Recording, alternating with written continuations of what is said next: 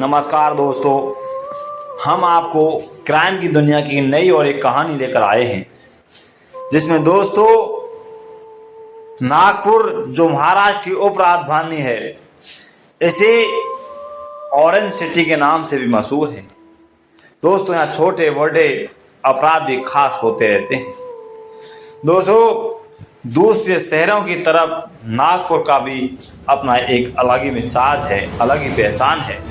14 अप्रैल का दिन नागपुर वासियों के लिए बेहद खास होता है, क्योंकि यहाँ बौद्ध धर्म के अनुयायी बहुत आते हैं। इस दिन पूरे उत्साह और धूमधाम से अम्बेडकर जयंती मनाई जाती है। नागपुर संविधान निर्माता डॉक्टर भीमराव अम्बेडकर की कर्म स्थल भी रहा है। यहीं पर उन्होंने हिंदू धर्म को छोड़कर बौद्ध धर्म भी अपनाया था। बीती 14 अप्रैल को शहर में अम्बेडकर जयंती की धूमधाम थी। अम्बेडकर जयंती को मनाने वाले को सुबह से ही रैलियां निकल रही थी। जगह जगह वादियां थी, जमावड़े थे और चारों तरफ बाबा साहब अमर रहे के नारे गूंज रहे थे। इसी दिन नागपुर के लोग अमूमन घर से बाहर निकलने से बचते थे, क्योंकि उन्हें मालूम होता था कि हर सड़क पर कोई ना कोई जुलूस निकल रहा होगा। दोस्तों बात कर रहे हैं दत्तवाड़ी नागपुर का। पोसा एक इलाका होता है जिस इलाके सुरक्षा नगर में मध्य वर्गीय लोग रहते हैं। दोस्तों सुरक्षा नगर के श्रृंखलाबद्ध खूबसूरत मकानों में से एक मकान होता है, जिसमें 72 वर्षीय शंकर अतुल चंद्र चंपा जो रिटायर थे, शंकर चंपा स्टेट माइनिंग कॉर्पोरेटर जैसे अहम विभाग में कर्मचारी थे। दोस्तों उनके घर में एक 7 साल की छोटी बेटी और एक उसकी पत्नी रहती थी। दोस्तों बेटी ऐश्वर्या और प्रियंका चंपा को मिलाकर कुल इसके घर के अंदर 3 सदस्य थे। चंपा की परिवार को देखते हर कोई वैसे ही जिंदगी की तमन्ना कर सकता था। इस परिवार में सब कुछ था, सुख शांति समृद्धि के अलावा संपन्न भी था। आमतौर पर हर घर में एक साथ नहीं रह पाते थे। ये जानकारी हर किसी को हैरान कर देती है। अच्छी खासी पेंशन पाने वाले शंकर चंपा सब कुछ होने के बाद भी दत्तवाड़ी में नारियल पानी बेचने का धंधा करते थे।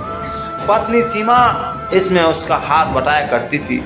शंकर को नजदीक से जानने वाले जानते हैं कि असल में वे मूल रूप से बंगाली है।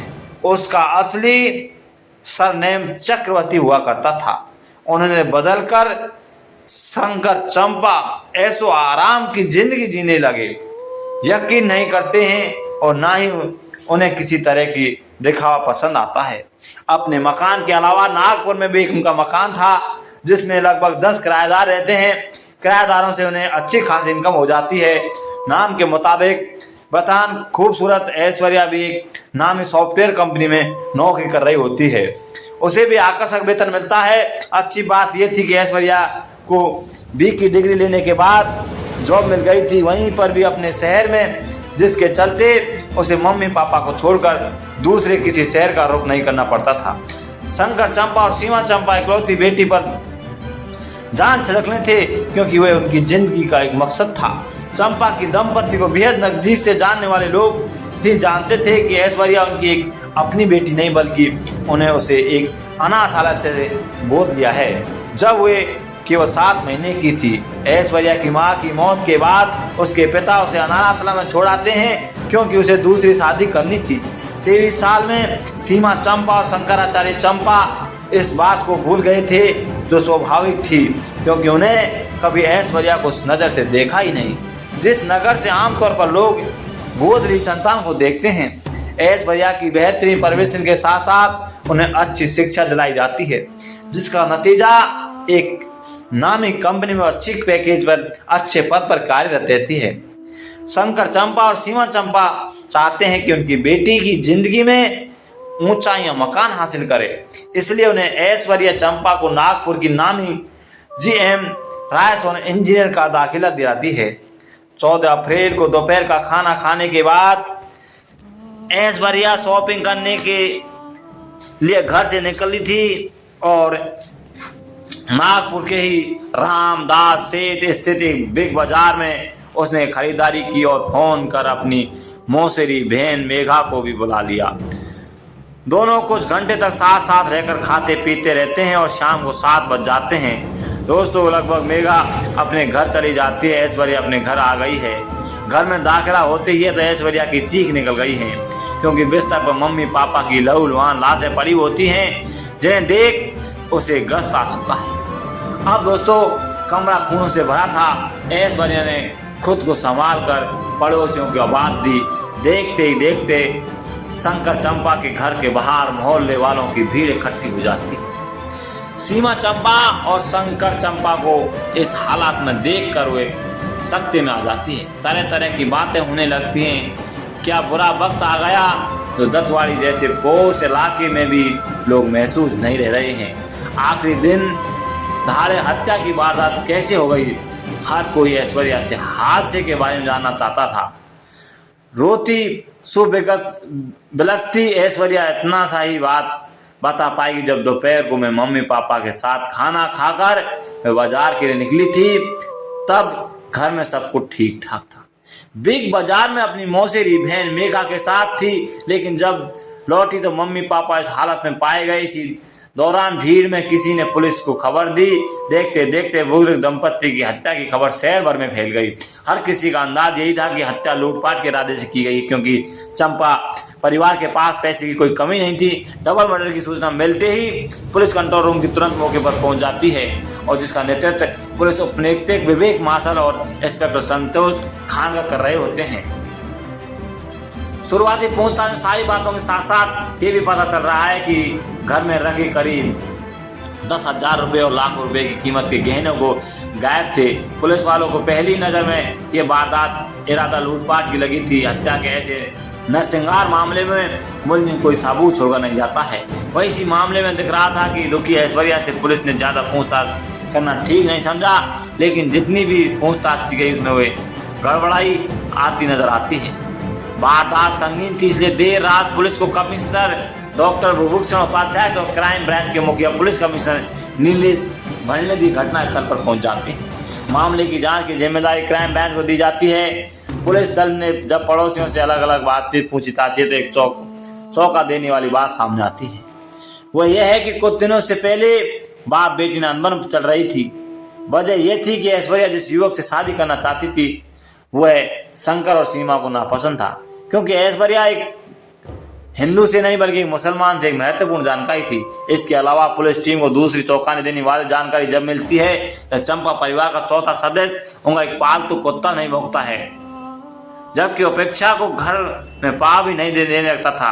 अभी तक जो पुलिस नाजुक और मासूम ऐश्वर्या को हादसे से अलग मानकर चल रही तब पूरी जांच के केंद्र में आ जाती है।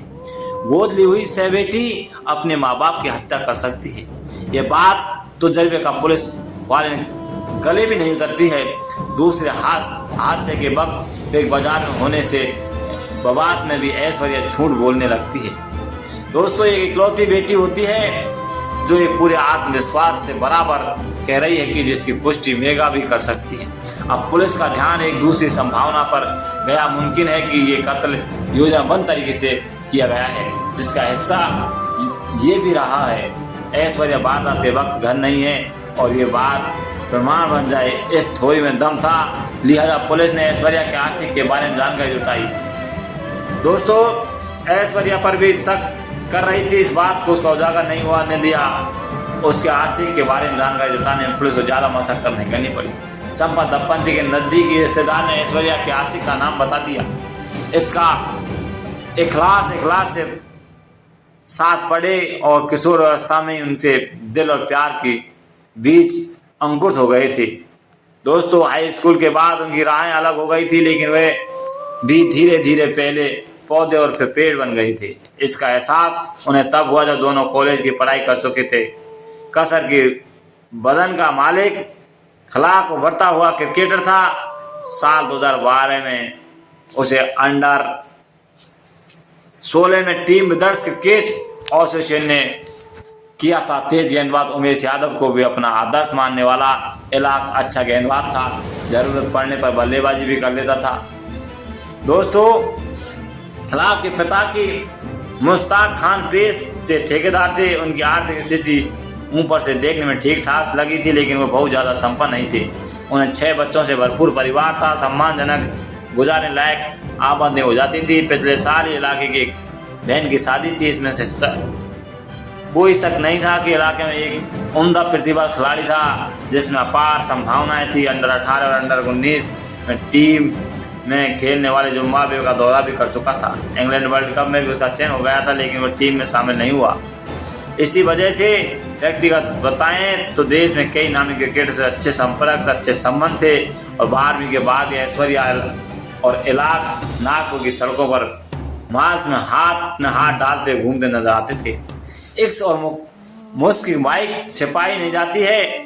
छत्ते कहावत है, दोनों के प्यार में से उजागर हो गई थी। जब शंकर को पता चलता है तो ऐश्वर्या के एक मुसलमान लड़के के साथ घूमती रहती है तो उन्हें इस बात पर तराज किया और उन्हें उम्मीद थी कि ऐश्वर्या उनकी भावनाओं को समझकर दोस्तों या प्यार इस पूर्ण रूप से विराम लगा दे। लेकिन दोस्तों, ऐश्वर्या होती है जो अर्ध विराम भी नहीं लगाती है। कॉलेज की पढ़ाई होने के बाद जैसे ही उसकी नौकरी लगती है वे हवा में उड़ने लगती है। बाप बेटी अक्सर इलाकों को लेकर बर्बाद होने लगे। शंकर चंपा की किसी भी कीमत पर एक मुसलमान लड़के को दामाद नहीं बनाना चाहती, जबकि दूसरी तरफ ऐश्वर्या भी ठान ली बैठी थी कि शादी करेगी तो सिर्फ इलाक से, वरना किसी और से नहीं करेगी। दोस्तों, अपना प्यार जताने के लिए और रमजान रोजा रखती थी। इस तकरार के दौरान ऐश्वर्या को पता चलता कि नागपुर की सीतावड़ी इलाके में स्थित मातृ सेवा संघ के अनाथ आश्रम से ले गोद ली बेटी को उसे एक झटका लगता है। इस स्वाभाविक बात थी, लेकिन ऐश्वर्या ने यह नहीं सोचा कि उसका सगा पिता महज अपनी गृहवस्था बसाने के घर से उसे अनाथ आश्रम छोड़ गया था। शंकर चंपा ने तो उसे गोद लेकर उससे जो लाड प्यार लौटाया और शायद कई माई बाप सगी औलाद को भी नहीं लौटा पाते हैं। ऐश्वर्या ने ऐसे एहसास को, दूसरी बात है कि शंकर और सीमा का आभार भी नहीं बताया और ये उसकी खुदगर्जी और एहसास फरामोश। जब ये तय होगा कि शंकर किसी भी कीमत पर नहीं मानेगा तो ऐश्वर्या दुविधा में फंस गई। अब क्या करे इस बारे में। जब उसने इलाके से बातचीत की तो पैसे की ज़रूरत के मारे होनहार खिलाड़ी ने एक नया खेल खेला। दोस्तों, ऐश्वर्या को इस बात पर राजी किया कि छिपकर शादी करने से और भागने से फूटी कौड़ी भी हाथ नहीं लगने वाली है। जिंदगी कैसे गुजरेगी, मेरे पास तो नहीं तो नौकरी है नहीं कोई। अब महत्वाकांक्षी ऐश्वर्या अपनी खुद की IT कंपनी खोलने का ख्याल देखने लगती है और खिलाफ को IPL में खेलते देखना चाहती थी और कई बार वो अपने प्रेमी की आर्थिक सहायता भी कर चुकी है, जिसकी राशि 5 लाख है। इधर ऐश्वर्या को ना मानते देख शंकर का दिल नागपुर से उछट लगता है, इसलिए उन्हें अपनी करोड़ों की जायदाद बेचकर पुणे में बसने का फैसला कर लिया था। सगी औलाद होती तो दबाव बनाकर ये समझा बुझा कर रास्ते पर ले आते, लेकिन ऐश्वर्या बात में कहने लगती थी कि मैं सगी नहीं हूँ, गोद ली हुई हूँ बेटी हूँ, इसलिए वो लोग उनकी शादी इलाक से नहीं होने देने चाहते थे। ऐश्वर्या ये तक कह देती है कि सगी बेटी होती तो आप इकार नहीं करते। बेटी की ये बातें बूढ़े शंकराचार्य के कलेजे पर नस्तर की तरह चुभ रही थी। चुभती हुई भी क्यों नहीं, क्योंकि उन्हें तो कभी ये समझा ही नहीं कि ऐश्वर्या किसी और का खून है। अब चंपा परिवार का सुख चैन छिन गया था। उनकी जगह स्थायी तनाव और अस्थायी कलह के थी। इस हालात से बचने के लिए उन्हें एक फैसला ठीक लिया था कि सब कुछ बेच बाच कर पुणे चले जाएं। संभवतः वहां जाकर ऐश्वर्या यादव इलाक को भूल जाएगी। जायदाद बेचने के लिए उन्हें कुछ दलालों से भी कह दिया था। सीमा शंकर ने ऐश्वर्या से बात करनी थी और कम करनी थी। जैसे ही इसकी भनक ऐश्वर्या को लगती है तो उसके पैर तले जमीन खिसक जाती है। पहली दफा लगा कि इलाक सच कह रहा है, लेकिन ऐसे तो कुछ हाथ नहीं लगने वाला है। 23 साल की बेटी होने का जो सुख उसने शंकर और सीमा को दिया था, उसकी कीमत वसूलने के लिए ये कलयुग की बेटी उनकी हत्या करने तक को उतारू हो जाएगी। ऐश्वर्या की साजिश के बवात में हाँ करने की देर थी। इलाके में पूरी योजनाएं बना डाली और बाहर से भाड़े का शूटर तक बुला लिया। हत्या करना इतना आसान काम नहीं होता है। इलाक ने जो योजना बनाई उस वक्त अपनी तरफ से तमाम एहतियाम बरती थी और वो हादसे को लूटपाट की घटना का साबित करना चाहता था, इसलिए उसने ऐश्वर्या को समझा दिया कि उसे क्या क्या करना है। योजना के मुताबिक 14 अप्रैल को ऐश्वर्या ने खाने के बाद खरबूजे में नींद की दवा मिलाई थी। मम्मी पापा बेहोश हो गए। इलाक और उसका साथी इम्तनान ने उनकी हत्या कर दी। उस दिन इलाक अपनी साथी सहित चोरी छिपी दीवार के सारे ऐश्वर्या के घर आया। चूंकि कुत्ता एक बड़ा अड़ब था, ऐश्वर्या इन दोनों को अंदर जाने तक उसके पास ही खड़ी रही, जिससे कुत्ता नहीं भौंकता। दोनों के घर में दाखिल होने के बाद ऐश्वर्या शॉपिंग के लिए चली गई थी। दूसरी ओर घर में खिलाफ और उसके साथी ने सीमा और शंकर की गला रेतकर हत्या कर दी। उन बेचारों को तो नींद में शायद पता ही नहीं था कि 23 साल पहले अनाथ आश्रय से बेटी नहीं बल्कि अपनी मौत को उठाकर लेके आए। पोस्टमार्टम रिपोर्ट के बाद इस बात की पुष्टि हुई कि शंकर और सीमा के खाने में नींद की तगड़ी खुराक मिलाई गई थी, लेकिन ऐश्वर्या पर इन सब का कोई असर नहीं पड़ता था। इस दौरान ऐश्वर्या और इखलास में रहे ऐश्वर्या अपने हत्यारे आशिक की राह आसान करते हुए उसे पल पल की जानकारी दे रही थी। दोनों की उम्मीद थी कि पुलिस को इससे लूटपाट के बाद सबूत मिटने की गर्ज से की गई है। हत्या समझे कि कुछ दिन बाद आई गई होगी दोस्तों, लेकिन दोनों ने तो ये तय कर लिया था कि जायदाद बेचने के बाद नोएडा मकान खरीद कर वह वहीं जैसे योजना बनाई थी। शाम को ऐश्वर्या घर आई और रोने का ड्रामा करने लगी। थोड़ी देर के लिए असमंजस की स्थिति बनी। पुलिस इलाक को दबोच लेती है। शुरू में तो खुद को बेगुनाह बताकर बचाव करता रहता, लेकिन पुलिस ने टेढ़े सवालों से ज़्यादा देर तक वो बच नहीं पाया और अपना जुर्म कबूल कर लिया।